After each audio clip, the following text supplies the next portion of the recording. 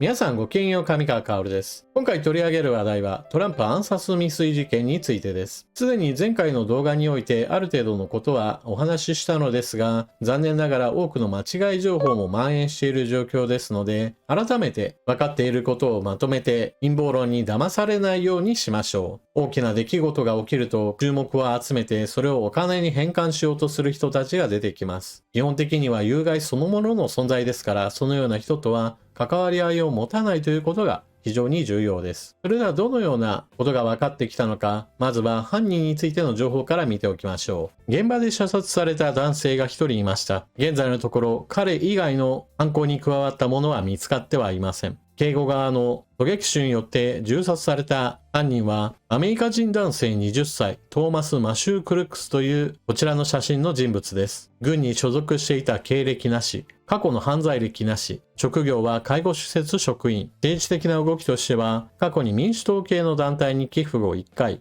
しかし共和党員として有権者登録を済ませていました。なお犯行に用いられた銃は父親が合法的に購入したもので AR-15 半自動小銃だと確定しています。なお父親の政治的な考え方としては共和党民主党どちらの政党支持者でもなくリバタリアン党支持者としてこちらの方も報道が行われています。こちらは前回の動画でも紹介した演説集会におけるそれぞれの位置関係図です。トランプ大統領、その大統領の背後には警護側の狙撃手が配備されていました。しかし演説会場の外であるお隣の工場には誰もが近寄れる状況で犯人が建物の上に陣取って今回の犯行を行いました。そしてこちらが犯人側から見た演説会場の様子です。演説会場までの間には少し物理的な距離があるように見えますが、この距離はおおよそ120から140メートル程度で、犯行に使用された AR-15 半自動小銃であれば完全に射程圏内です。射撃訓練を行うのであれば、これよりもさらに長い距離を使うことも珍しいことではありません。ここで注目すべきは、犯人から見た場合において、警護側の狙撃手をある程度視線を遮る気があることでしょう。犯人はそのこともある程度考慮しつつ場所を決めたものとみられます。こちらは反対側の視点。警護側の狙撃手から見た場合において、お隣の建物の上にいるクルックス容疑者は木に遮られてすぐにわかるわけではなかったようです。犯人が建物の屋根に登っている様子を見て近くの警官に警告したという人物についても同じように危険性を感じて警察に連絡した人がいたことから建物にはしごをかけて屋根に登ろうとした警官もいたそうです。こちらの場合だと犯人に銃を向けられたがために応援を待ったという話があります。なお今回暗殺未遂事件といった形で終わったのはあくまでも犯人の銃撃能力が低かったことが考えられます。逆に言えば犯人側からの視点で言えば絶好の射撃ポイントが野放しになっており警備上の問題はあったというのは間違いないでしょう。現役の大統領ではないことから SP の数、そして守備範囲についても不十分であったと批判されても仕方ない面があります。現在のところ分かっている範囲では犯人には軍歴がなかったことから銃の取り扱いを精通していたわけではなかったようです。また今回犯行に使用された銃についても彼自身の持ち物ではなく彼の父親が合法的に購入したものでした。アメリカにおいては手続きさえちゃんと踏んでいれば銃は合法的に所持することができます。そして犯人のクルックス容疑者なのですが軍歴がなかったことからこれもまた合法的なお店で銃撃の訓練を行っていたようです。これもまた銃社会のアメリカらしく、そうした銃砲店や銃の練習ができる場所といったものも合法的に営業されており、何か違法なものではありません。ただし、そうした軍に所属しているわけではない人物の銃撃といったこともあり、彼自身の銃撃の腕前はあまり良いものではなかったようです。少なくとも距離的にはそれほど遠いわけではありません。よくこれだけの近い距離であるにもかかわらず、トランプ氏が負傷で済んだなというのが第一の感想となります。ただし、銃の練習場で撃つ場合においては、風向きなどについて考慮するわけではありませんから、実際に外で身振り手振りをして動く人物を狙ったことなどは初めてかもしれません。何にしても彼自身は職場においては特に問題行動があったわけではなかったとされています。また、政治的に何か過激な主張を行っていたような人物でもなかったようで、そのような事前情報などはちょっと見つけるのは難しかったかもしれません。そして、このような人物ですよといったことが少しずつ明らかになってきているわけですが、残念ながらインターネット上ではそのような話とはまた別に陰謀論や様々な間違った情報発信なども行われています。間違った情報の中でちょっと有名なものについて解説をしておきましょう。まず犯人が中国人説。これについては私の前回の動画でも犯人が中国人で確定だみたいな形で書き込みをしている人もいますし、同じようにして犯人が中国人だっていうことを解説し忘れているじゃないかとちょっとツッコミを入れる方などもおられました。しかし今回ご紹介したように犯人はアメリカ育ちのアメリカ人でアメリカで投票権を持ち、全く中国人ではありません。トランプ前大統領の現役時代において、アメリカと中国との間における貿易紛争といったものから、非常に厳しい制裁関税がかけられたことから、中国人から恨みを買っているんだといったような妄想から、犯人が中国人だというような説が出たのでしょう。この情報の発信源としては、アメリカのちょっと信憑性の低い情報発信者から話が出ているとされていますから、騙されたとしてもちょっと仕方ない面はあったかもしれません。ちなみにアメリカにはワシントンポスト、ワシントンタイムズ、ニューヨークポスト、ニューヨークタイムズといったような紛らわしいような情報発信者がいて、あるところは老舗であり、あるところはいかがわしいものやうさんくさいものまで取り扱っているような、そういったところもちょっと紛れ込んでいるので、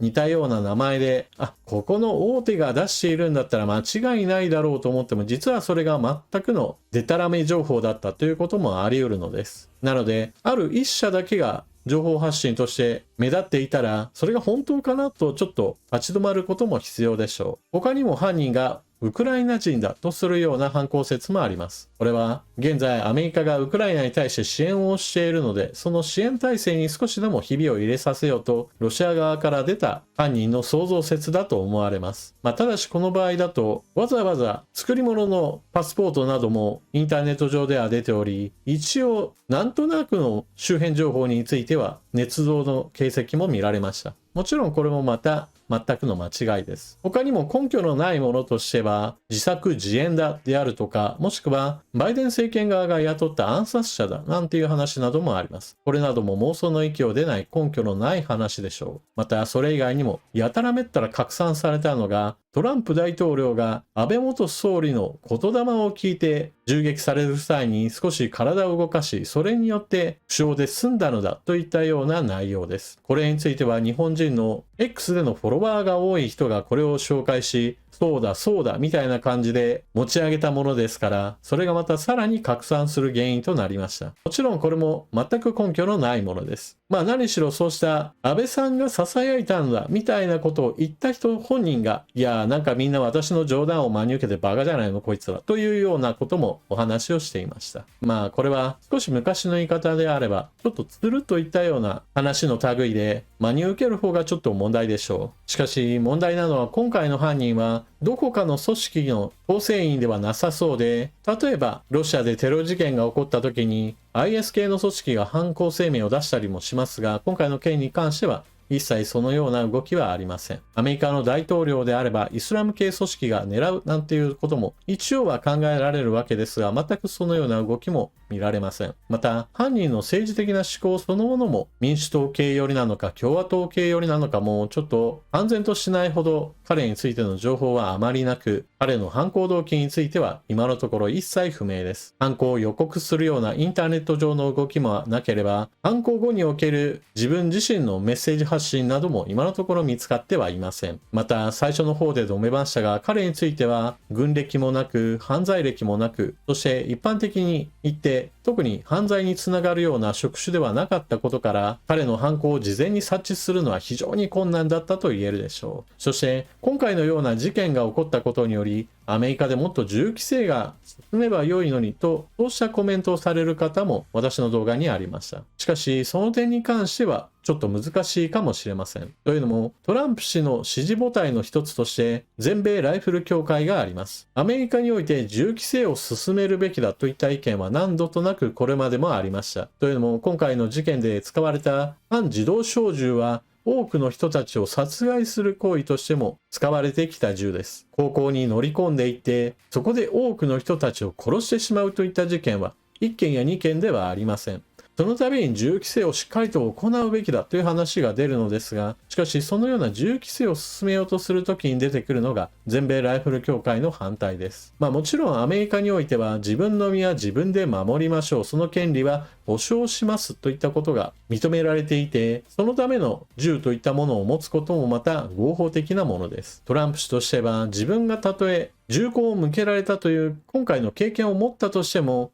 この全米ライフル協会に対して反旗を翻すといったことはちょっとないかもしれません。アメリカにおいてはアメリカの人口をはるかに上回る量の銃器が出回っており、何か大きな犯罪が起きるたびに、そして何か銃規制をしようとするたびに銃器類は非常に多く売れます。それらについてほとんどの場合犯罪とは無関係なところで家の中でしまわれているものがほとんどです。しかし一般人は基本的に猟銃以外持たないような国である日本と比べれば、どんなに銃が悪いんじゃない、銃を使う人が悪いんだという話をされたとしても、結局のところ銃規制がきっちりとされていて、ほとんどの人が銃を持たない社会の方が安全ではあるといったことは日本が証明していると思います。アメリカの場合だとそうした憲法の規定などによって銃の全廃を目指すのはちょっと難しいでしょう。しかし銃の規制を進めて、現在のように軍用銃じゃないからまあいいでしょうみたいな形で半自動小銃などが持てる社会というのは私は危険すぎると思います。というわけで今インターネット上ではまだまだ根強くデマ、フェイク、間違った思い込み、勘違いといった情報が様々流れています。しかし犯人が中国人だ、犯人がイスラム教徒だ、犯人がウクライナ人だといった話については、そのほとんどが間違った情報として処理することができます。ただ単に注目を集めてそれをお金に変換しようとする人がいるという事実は、ぜひとも覚えておくべき